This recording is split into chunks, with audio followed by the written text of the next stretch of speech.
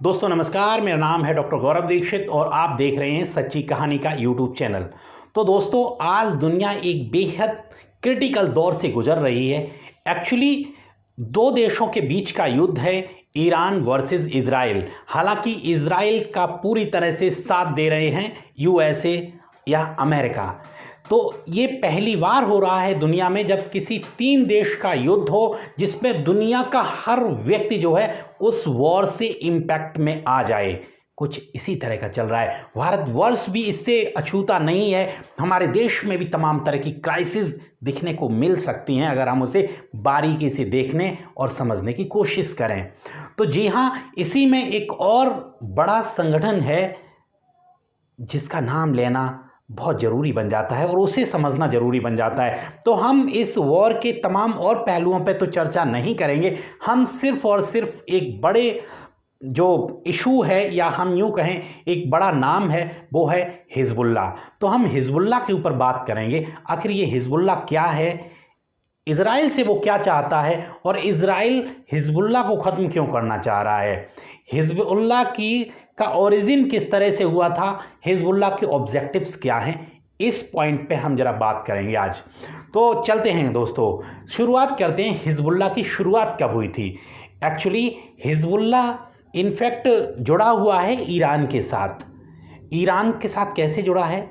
वो कुछ इस तरह से जुड़ा है। ईरान में जब एक बड़ी क्रांति हुई थी 1979 में, उस रेवोल्यूशन के बाद वहाँ पे एक बहुत बड़े एक स्पिरिचुअल लीडर का जन्म हुआ था।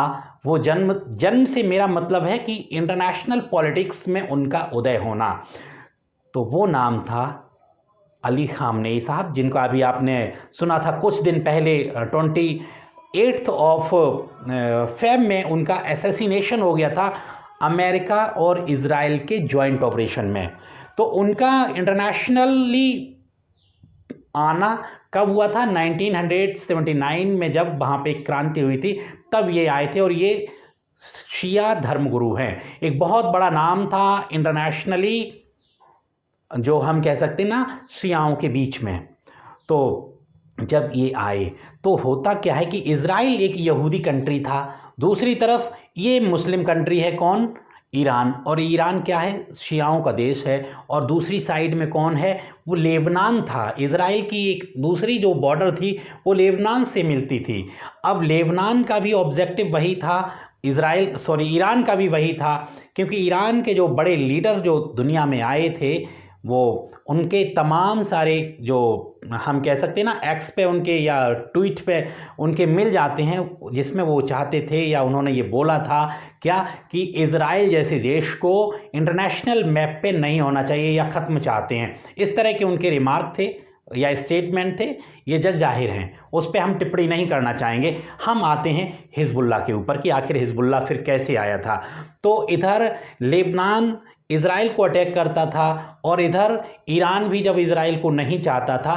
तो ये कहते ना कि दुश्मन का जो दुश्मन होता है वो दोस्त होता है। ये बहुत बड़ी कहावत है और ये सच भी है। कुछ इसी तरह का था। तो लेबनान और इधर ईरान दोनों का ऑब्जेक्टिव क्या था? इज़राइल। तो इज़राइल को ख़त्म करने के लिए वहाँ पे शिया धर्मगुरुओं ने एक बड़े संगठन की स्थापना करी, जिस संगठन को आज पॉलिटिकली रिकॉग्नाइज्ड एक संगठन है, लेकिन वहाँ पे वो मिलिटेंट भी है। वो दुनिया का सबसे बड़ा नॉन गवर्नमेंट आर्म फोर्स है, ऐसा भी है। दुनिया का सबसे बड़ा जो सरकारी संगठन नहीं है, लेकिन कैसा है? एक प्राइवेट संगठन है, एक बड़ी राजनीतिक पार्टी है हिजबुल्लाह। और उस हिजबुल्लाह पार्टी के अंदर तमाम लड़ाके भी हैं और उन लड़ाकों का सिर्फ और सिर्फ एक ही ऑब्जेक्टिव रहता है कि इज़राइल को किसी तरह से नष्ट नाबूद कर देना। और इसका उदय शिया धर्मगुरुओं की सहमति से या उनके बैकअप से कब हुआ था? 1982 में हुआ था। तो जो ईरान में धर्मगुरु थे, या हम कहेंगे लेबनान के जो धर्मगुरु थे, इन सारे धर्मगुरुओं के इशारे पे ये हिजबुल्लाह का गठन किया गया था 1982 में। और इस ऑब्जेक्टिव के साथ किया गया था कि इज़राइल की तरफ से जब भी बॉर्डर पे कोई हरकत हो या उनकी तरफ से कहीं से कुछ शांति दिखे तो उनके ऊपर फायर कर देना। और ये उनकी फायर किस तरह से? इनके पास, हिजबुल्लाह के पास बहुत बड़ा मिलिटेंट तो है ही है, साथ ही साथ एक बड़ा एमिशन भी है, बहुत बड़ी मात्रा में गोला बारूद भी रहती है। और हम कह सकते हैं लेबनान या लेबनान के अंदर एक दूसरा लेबनान है जो हिजबुल्लाह नाम से है, और उस हिजबुल्लाह जो है उसका सिर्फ ऑब्जेक्टिव यही है कि इज़राइल को नुकसान पहुंचाना। अब इस बात को अच्छे से रिकॉग्नाइज कर चुका है इज़राइल कि हिजबुल्लाह उनका बहुत बड़ा दुश्मन है। तो जब कभी भी मौका इज़राइल को भी मिलता है वो हिजबुल्लाह को टारगेट करते हैं। उनका भी ऑब्जेक्टिव यही है कि हिजबुल्लाह का पूरी तरह से खात्मा हो जाए। ये this is also the objective of the Israel. लेकिन ये जो एक आइडियोलॉजी हम कह सकते हैं, पॉलिटिकल आइडियोलॉजी की तो नहीं, लेकिन उनके लड़ाकों का, अब उनके अंदर का क्या है आई कांट से दैट। लेकिन जैसे कि जो बाहर बातें आती हैं वो वही हैं कि उनका जो लड़ाके हैं उन लड़ाकों को ख़त्म करना। अभी जो हाल ही में युद्ध चल रहा है इज़राइल वर्सेस ईरान, उसमें दूसरी साइड से लेबनान का हिजबुल्लाह भी अटैक कर रहा है, क्योंकि इधर इज़राइल का जो है वो बॉर्डर साउथर्न बॉर्डर है वो किधर लेबनान से जुड़ा हुआ है।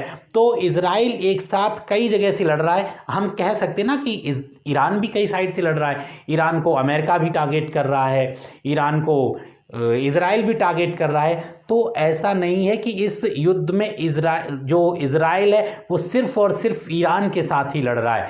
इज़राइल भी दूसरी साइड में हिजबुल्लाह से भी लड़ रहा है, और हिजबुल्लाह तमाम रॉकेट को सीधे से फायर कर रहा है इज़राइल के लोगों के ऊपर।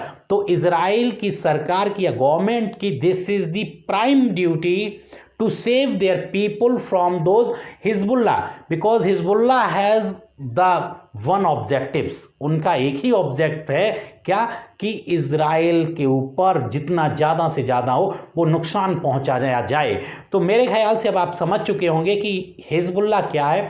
हिजबुल्लाह एक्चुअली एक ऐसा नॉन गवर्नमेंट ऑर्गेनाइजेशन है जो पॉलिटिकल तो रिकॉग्नाइज है ये एज अ पार्टी, साथ ही साथ दुनिया का सबसे बड़ा एक आर्म्ड फोर्स है। कैसा? नॉन गवर्नमेंट आर्म्ड फोर्स है जो कि इस पॉलिटिकल पार्टी के अंडर काम करता है, और जिसे बैकअप कौन देता है? ईरान भी दे रहा है और लेबनान भी दे रहा है। तो yes guys, thank you very much, thanks a lot once again.